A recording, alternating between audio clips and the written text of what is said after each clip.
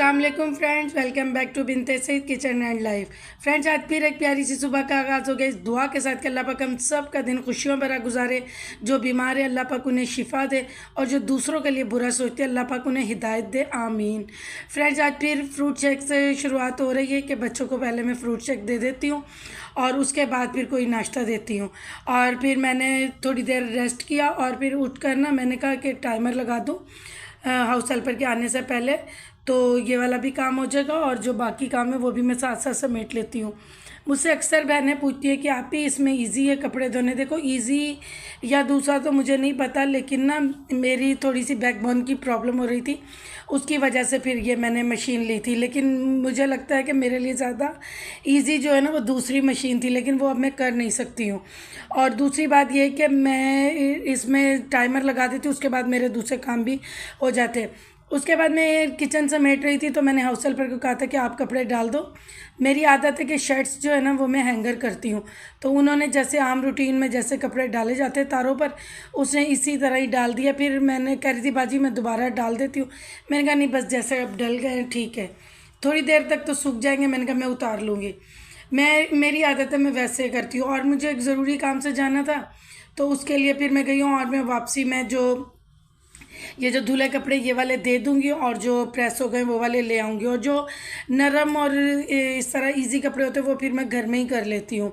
और मेरी कुछ बहनों ने मुझसे कुनाफा की रेसिपी मांगी है, तो वो मैंने भी अभी तक नहीं बनाया।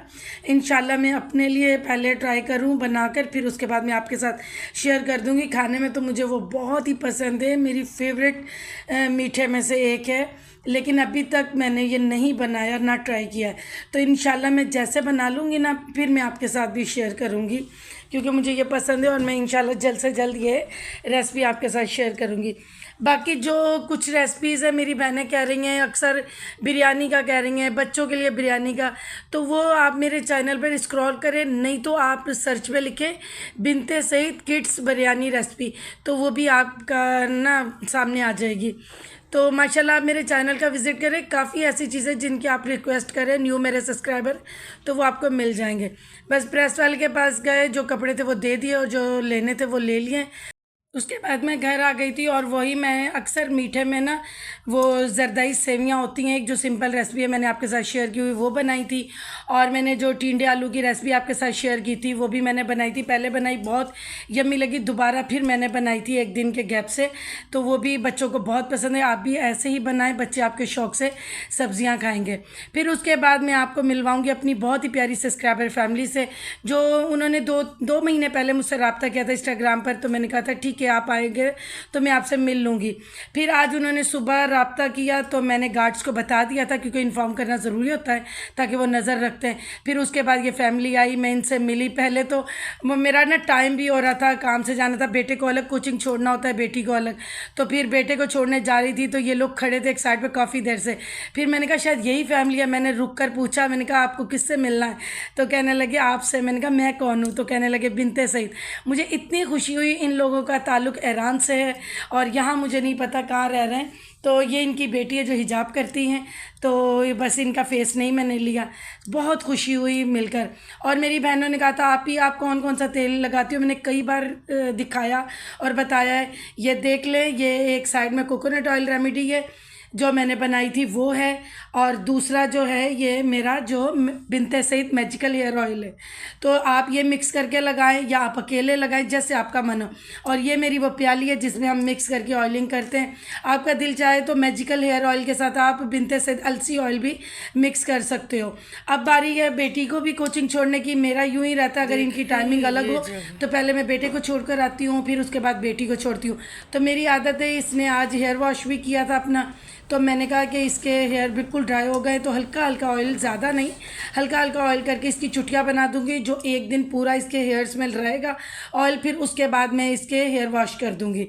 तो अभी आप देखें कि मैं इसके अच्छे से ऑयलिंग करके, तो अब मैं इसके चुटिया बना रही हूँ। मैंने ऑयलिंग कर दी है इसके, और मैंने जो ऑयल आपको दिखाए आज मैंने ये दोनों ही मिक्स किए हैं। कभी मैं ये वाला ऑयल मिक्स कर लेती हूँ, कभी जो मैंने कोकोनट ऑयल रेमेडी बताई है वो, कभी मैं बिनते सईद अलसी हेयर ऑयल, मतलब सारे ऑयल्स हैं।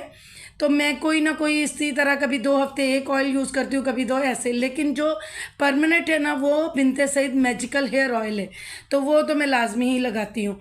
तो इसी तरह ही आप भी करें, आपके भी माशाल्लाह बालों की अच्छी ग्रोथ होगी। जो लोग मुझे कहते हैं आप इतने सारे ऑयल हैं, तो आप हमें कोई एक बताएं। देखें, आप अपनी प्रॉब्लम बताएं कि आप ही हमारे डैंड्रफ है तो डैंड्रफ का भी ऑयल है, अगर आपको हेयर लॉन्ग करने हैं तो उसके भी ऑयल हैं। जिसकी जो प्रॉब्लम है वो वाला ऑयल आप लगाए ना, तो उसके साथ से ये थोड़ी कि मैंने सारे ऑयल बनाए हैं तो आपको सारे ही लगाने हैं, नहीं। जो आपके हेयर्स की प्रॉब्लम है आप वो ही ऑयल यूज़ करोगे।